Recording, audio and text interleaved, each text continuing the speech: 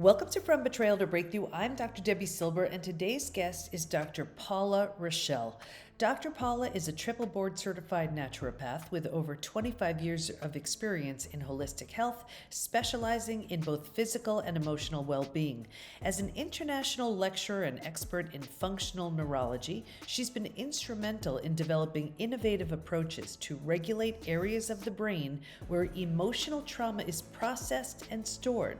Dr. Paula's extensive knowledge and practical experience make her an authority on navigating personal healing journeys. She offers profound insights into overcoming trauma and fostering genuine recovery, providing listeners with valuable guidance and strategies for transformative healing.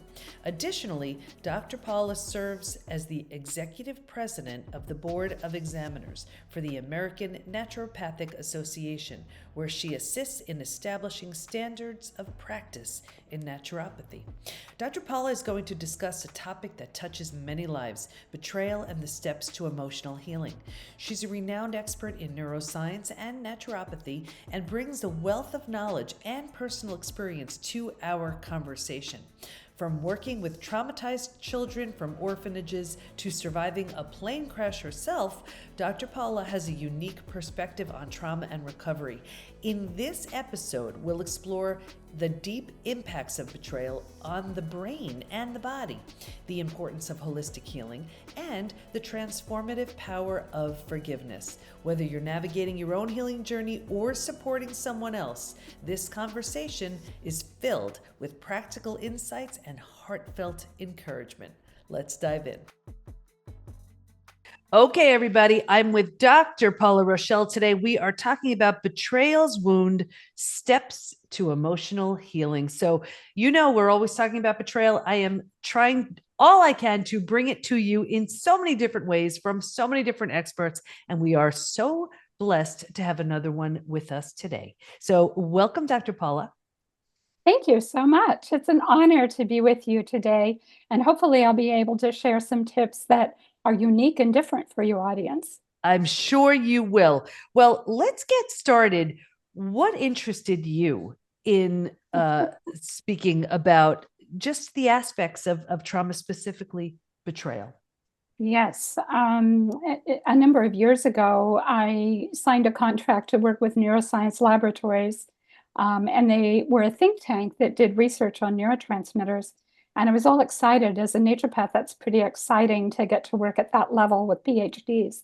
And what we were really working on, I found out after I signed my contract, is that we were working with children who'd been adopted from third world countries, who were adopted into the United States, all of whom had experienced trauma in various ways. They were adopted out of orphanages, out of mostly Russia and Romania. Some of the children, there were 300,000 children that were put in orphanages in Romania, and 15,000 of those actually died. So we were actually looking from a neurotransmitter perspective to try and understand how we could help them, how we could save these children who had been betrayed by their families, by the system, whatever it was they were in. Some of these children were found on the streets. Most had been abused in various ways, shapes, and forms, as you can imagine. So it just kind of led me into that world. And then secondly, back in 2006, I crashed an airplane. I don't recommend that, but I crashed an airplane. And while I had no physical... Well, hold on, because can you explain what you mean by you crashed an airplane? I mean that literally, okay? I totaled the airplane and I am still here. You're a pilot? Yes. And I was actually at the time a student pilot, and I was on a cross country and I lost an engine.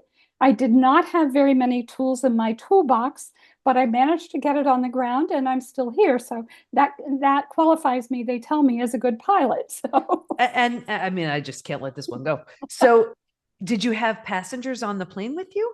No, I was by myself. Okay. So I have a nasty gash in my forehead. And of course, they took me to the emergency room and checked out. I had no broken bones. I was bleeding for 4 hours, at which point in time They couldn't get an IV into me. I was so dehydrated. And so I basically said, I'm going home where I can take care of myself.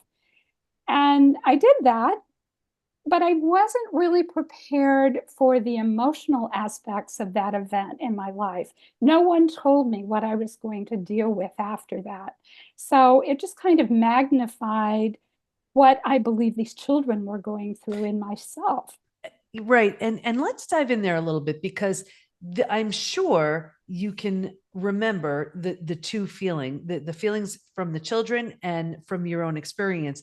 And it's interesting because, and I always talk about the study that I did on betrayal that made the three discoveries. And the first discovery was that betrayal is a different type of trauma. I'd been through Yes. death of a loved one. I'd been through disease, Yes. and betrayal felt different. I didn't want to assume it was the same for all my study participants. So I asked them, if you've been through other traumas, does betrayal feel different? Unanimously, they all agreed that it was different. And it was because of the attack to the self, Yes. where other traumas don't involve the self, right? There's fear, there's loss, there are all these things, but you don't necessarily feel rejected, abandoned. It doesn't compromise your sense of belonging, your ability to trust, and things like that, where betrayal does. So let's go back to your two experiences now. And if you can share how you felt or what the emotions you were dealing with after the plane crash, and then again with the children, or tell us what the children were going through. I'd love to hear the difference from you. Well, first of all, my experiences, I've always been very resilient. So this happened on a Friday afternoon, and I was back in the office on Monday. Mm-hmm. So total shutdown emotionally. I'm fine. I'm okay. I have people to take care of. Go on. Mm-hmm. Okay. And then all of a sudden it kind of hit me, and it's like, I'm okay right this minute, but am I going to be okay in 20 years from now? Mm-hmm. And that was a whole different thing. And you deal with the guilt and the grief and I've always managed to be very successful at what I was doing, and I failed. And so you deal with that rejection. For my kids, what I kept seeing come up over and over again, and I think we all process trauma differently. Regardless, we can have the same experience. Some of my blast injury clients, they're in the same blast injury, but they process it differently because of where they are. And for these children, the thing I kept seeing come up over and over and over again was not fear, but much more anger. Mm. And they were betrayed. Who am I? Where am I going? How am I getting there? And there were two areas of the brain that continued to come up in my testing, and that was the amygdala and the hippocampus. And it was like, if only I could figure out how to regulate these. I think most of us that have experienced trauma have issues with these two areas of the brain. And so part of my journey was learning what to do for that. And before you go further with that, can you explain those two areas, what they normally do? Let's say if everything is in great working condition, what they do and how they're Ah, compromised with trauma. yes, yes. So initially, if I am in, let's say I have a trauma, I've never had any trauma before, that prefrontal cortex in the front sends signals to these little almond-shaped areas in the temporal lobes who determine whether or not we should hit the fight or flight button. And once that's hit, then signals go into the hippocampus. And the hippocampus is more where we hold memory, okay, the memory of the trauma. And we will reflect on that with the next trauma and the next trauma and the next trauma and interpret it based on our experiences at that moment we experienced the new trauma. So for these children, everything was trauma. Mm-hmm. I mean, every experience they had had in their life, from their parents, basically kicking them out the door. I mean, many of these children were found on the streets. They found their way to an orphanage where they were abused, and then they find their way to the United States, and they have no idea where they are. They're allergic to the world. Our food doesn't agree with them. They have parasites. I mean, over and over again. Their experience, every experience they had was a traumatic experience. So they believed the next experience would be traumatic. For me, it was different. Yes, I've had a number of traumatic experiences, but I think I processed those. And I've been through death. I've been, death of my father, death of my husband. I walked all of those journeys, but crashing an airplane was totally different because it was internal. Mm-hmm. It wasn't what happened to me, it's what happened in me. Mm-hmm. And I want to go back to those kids again, because it's true that the experience that they started with could lead them to feel like the world is a very scary, dangerous place. And then everything that they had been through would seem like another trauma. So it kind of gets hardwired that this is the way life is. And you can see how, under those circumstances, what's the opportunity to have healthy, loving adult relationships when this is where you came from, when this is what you know. How so tell us what life was like for those kids, and how could they change from those kinds of beliefs? Well, it's a very slow process, number Mm-hmm. one, but it requires a community. You can't just be a practitioner out here on an island and Mm-hmm. expect to improve them. But what we did is we balanced neurotransmitters in the brain. First of all, things like serotonin and dopamine.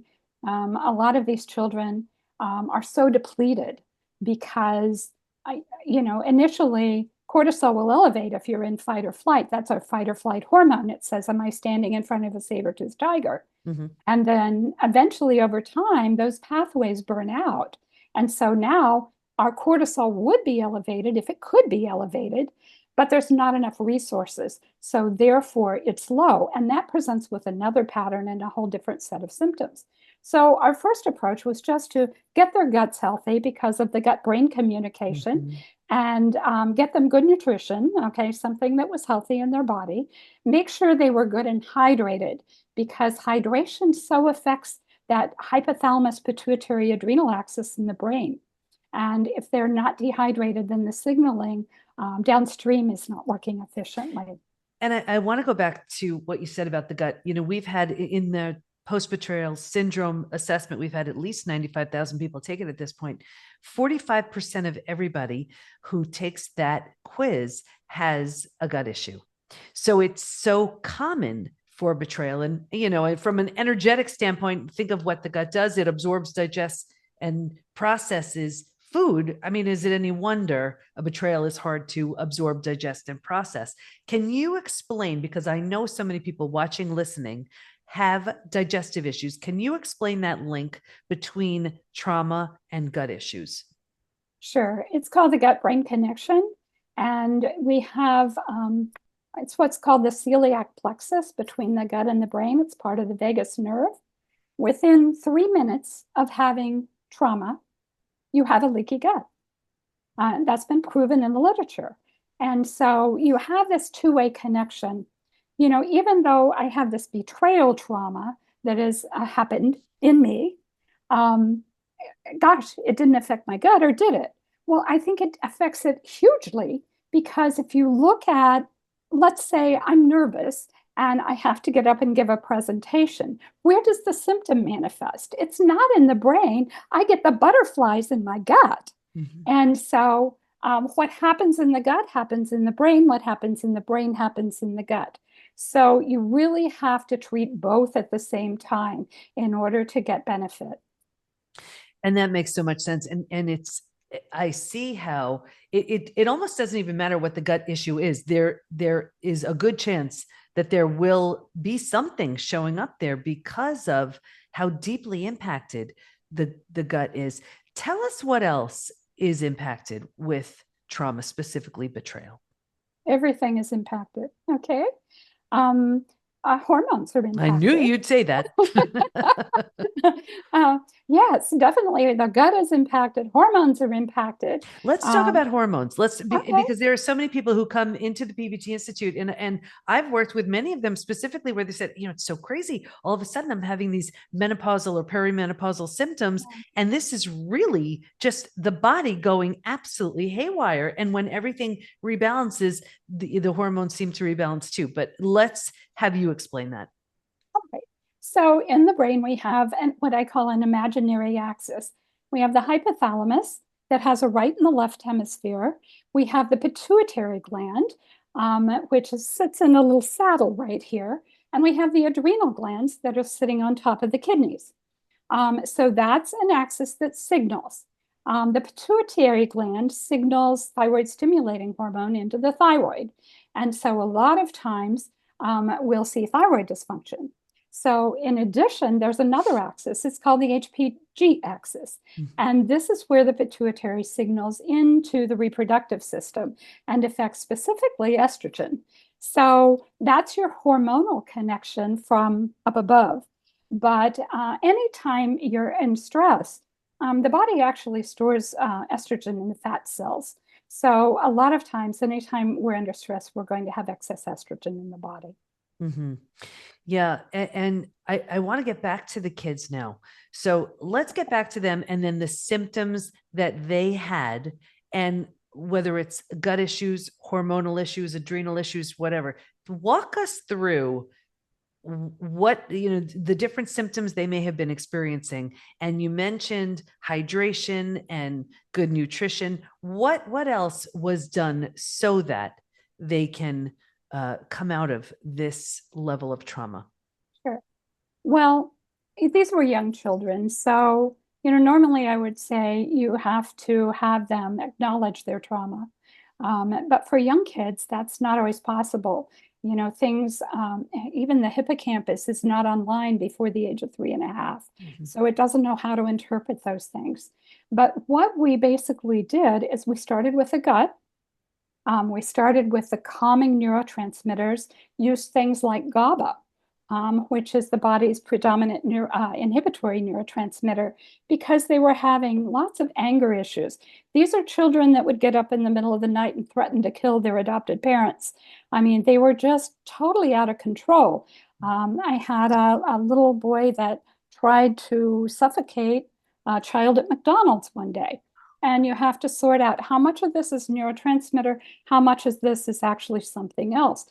Mhm. For this particular young man, it was parasitic that was elevating cortisol and magnifying the symptoms of elevated cortisol he already had. So things like just getting rid of parasites sometimes helped with that anger issue. Yeah, and let's talk about that. How would somebody know? Because we can interpret trauma in so many different ways, even just based on nothing more than our conditioning and beliefs. But now you bring in things like parasites and stuff like that. So, what would be a way that someone who is in trauma can sort of assess? Okay, a certain amount of this is due to where I came from and what I believe, and the rest is having to do with all these other things. How would you assess that?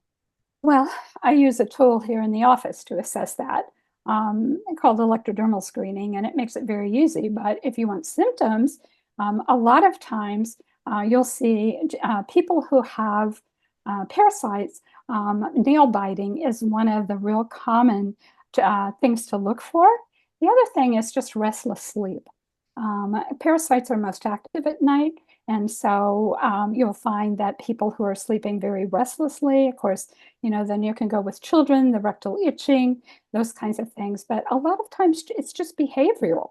It's just, I can't settle, I can't calm down. And telltale sign, actually, parasites reproduce during the full moon. And Oh, so wow. that's one of the reasons that we have the road rage during the full moon, I think. But it's one of the ways that you can actually validate I must be parasitic because I'm not sleeping well during this full moon. Maybe I need to look in this direction. Wow. Okay.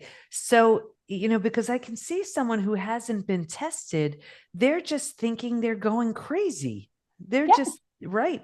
yeah. And meanwhile, treating parasites, for example, can really make a difference.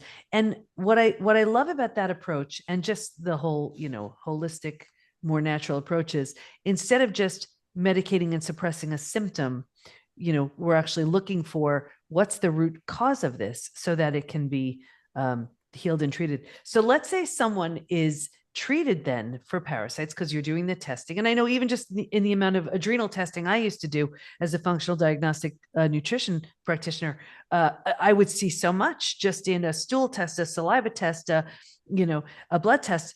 But when you treat, let's say, the parasites, give us an example of what you would notice in someone. Probably the biggest thing that I see consistently is improved sleep. Mm, And that's so important. I mean, it doesn't matter who comes to me, sleep is a priority in my practice. And especially for people who have experienced trauma, our memories are consolidated during REM sleep. mhm, And if, we've got things that are interrupting that, then that's not done efficiently. And the places that memory is not stored as a total memory. The visual aspects go to the back of the brain, the occipital cortex. The auditory goes to the temporal brain and so forth, temporal part of the brain. And so those memory consolidations occur inappropriately. mhm. Yeah.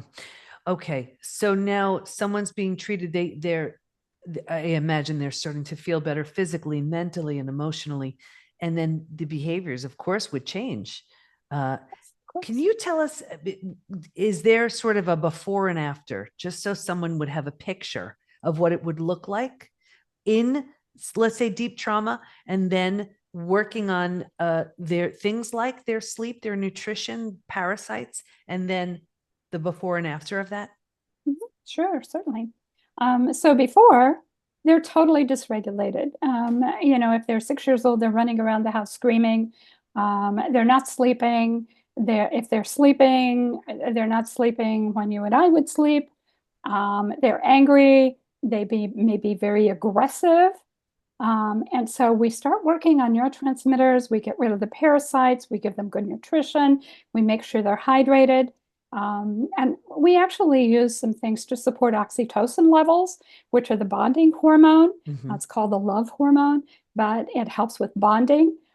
Because when you have trauma, especially if it's personal trauma, you have that disassociation, the inability to trust again, the inability, and sometimes just that oxytocin support it turns their world around. Mm-hmm. And all of a sudden they're cuddly and they're loving, and the parents are like, oh wow, these are the children that we wanted. But Mm-hmm. it's totally they do a 180-degree change, That's and it's amazing. beautiful to watch. It's Yeah. beautiful to watch. And that's one of the reasons why we've always had a lot of dogs, for the oxy, just for that oxytocin boost, for sure, Yes, yes, because they help with that. Let's yes. talk about forgiveness, and let's talk about the All right. neuroscience of forgiveness. Okay. Well, I'm a big fan of forgiveness because I don't think you can heal unless you can forgive. Mm-hmm. And it's not an easy thing. It's a process.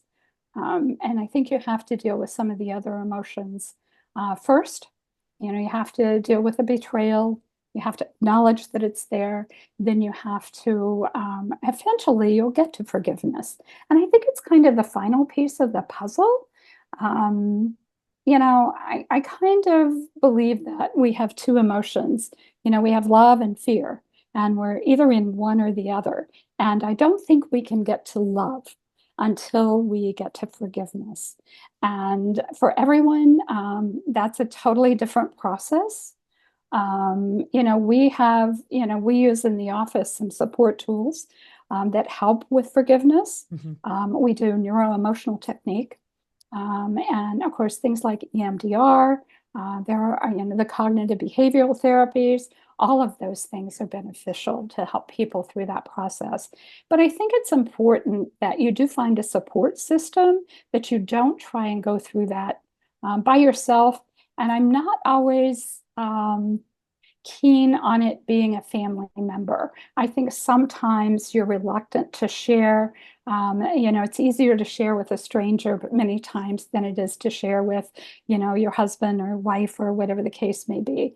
Mm-hmm. So, those are the things that we recommend. Yeah. And I believe this will be airing around our 21-day forgiveness journey in celebration of Uh, National Forgiveness Day, which the PBT yes, Institute founded last year. So yes, yes, it's a big thing. I wonderful. just want to make clear too, because sometimes forgiveness is a very charged word, because we associate forgiving when we don't feel safe, when we don't feel valued, when it's forced on us for whatever reason, when we're feeling guilty, all of these things. I just want to be clear with everybody. It has nothing to do with the other person. It's really releasing the power the pain has over you and really giving you your power back. It doesn't mean you're setting yourself up for it to happen again. It doesn't mean you're weak, you're a sucker. It doesn't mean even rebuilding or reconciling. It's just letting go of the power of that pain. So let's talk about then what happens in the brain when we forgive. There's actually been some studies that are done, and they can see the different areas of the brain light up and become, I would say, lighter, if you will, through that forgiveness process. The amygdala and the hippocampus, again, are involved with that process. But, I always tell people it's no longer about what happened to you. It's about you getting well, and you cannot heal until you do that final piece of forgiveness. And healing really looks like and can look like going from that fear to love. What Yes. would be in that trajectory? What would be some things that you would recommend? Someone is coming in deep fear, they've been betrayed, they've had trauma, and all of the aspects that they need to do. Give us like sort of a roadmap of moving from one extreme to the other. So the first thing that I do is get the signaling proper. So I have to deal with the HPA axis, and I have to deal with the hypothalamus, because until we get those two areas of the brain sorted out, everything is going to be distorted. My perception of what's going on in the world is going to be distorted. So once I do that, then we do the physiology stuff. Then we're ready to really do, like neuro-emotional technique, where we work with a practitioner who's certified to do those things. We do some neurofeedback here as well, to help regulate areas of the brain that are distorted, if you will. So those are the tools that we use. Can you talk to us, for those of us who aren't familiar with neurofeedback? What is it? What does it look like? What does it do? Okay. Neurofeedback is, we look at, depends on the system, 19 to 21 channel. That's most everyone's 19 channel. And we look at the different areas of the brain. There are 5 different brain waves, from the very, very slow brain wave, which is delta, which is your sleep brain wave. You'll see that if people are asleep, if they're normal, whatever normal is, but if they're not in fight or flight. But when they're in fight or flight, those things don't happen properly. So we look at the different speeds of the brainwave throughout the brain, and especially with anxiety and betrayal, you'll see this prefrontal cortex being lit up. The speeds will be way too fast. And so we can actually, through neurofeedback, it's kind of the concept of Pavlov's dog, okay? We can set the system to be within the range that we want it to be in, to calm down that prefrontal cortex. And then the individual only gets rewarded. If it's watching a movie or listening to music, they only get rewarded when their brain is in that pattern. So it's much like learning to ride a bicycle. They're in charge, they're in control. And we can regulate that so that the anxiety dissipates and the brain becomes much more balanced and not in fight or flight. And people always ask me, how long does it take to heal from betrayal? So I want to ask you, from that place of fear to love, Yeah. how long does that take? That's a unique question. That's an individual question. And I don't think there's a good answer for it, quite honestly, because there are so many variables. It depends on your experience at the moment you had the trauma. It depends on your ancestral history. It depends on your status of health when you had the trauma. So for some people, it may be a quick journey. For other people, it may take years. Totally fair. Totally fair. Dr. Paula, what do you want everyone to know as we wrap up? Yes, I think the most important thing I want everyone to know is, based on my 35 years of sitting in this chair, you can heal and you can get well. How long it takes you? Is it easy? Is it something that someone else can do for you? No, it's your personal journey. But it's critical that you understand that it is possible. And your journey is not going to look like anyone else's journey. The things that may assist you towards healing may not work for another person. Cognitive behavioral therapy for some of my clients triggers, flashbacks and nightmares, and for other people it works. So whatever appeals to you is the journey you should take. I love that. And I would add in, if you want a little do you want to boost it a little bit? Add in a little willingness. Yes. That'll take you even further. Yeah. Dr. Paula, where do we go to learn more about you and the great work you do? Thank you so much. Yes, my website is www.aysanahealth.com. Thank you so much. You shared so much, and I know everyone's going to get so much out of what you shared today. Thank you. Thank you. Thanks for joining us on this journey into emotional healing. I hope this episode provided you with valuable insights and practical tools to navigate the complexities of betrayal and trauma. Stay in touch with Dr. Paula by going to isanahealthok.com, and we'll have all of her information in the show notes at thepbtinstitute.com/podcast. Here's my biggest takeaway. It takes 3 minutes of trauma to create leaky gut. Holy moly. Also, Dr. Paula's expertise and personal stories remind us that healing is not only possible, but deeply transformative. Remember, every step you take towards understanding and addressing your trauma is a step towards a more resilient and empowered you. If you found this episode helpful, please share it with others who might benefit. Thanks for listening. Can't wait to be with you next time, and here's to your breakthrough.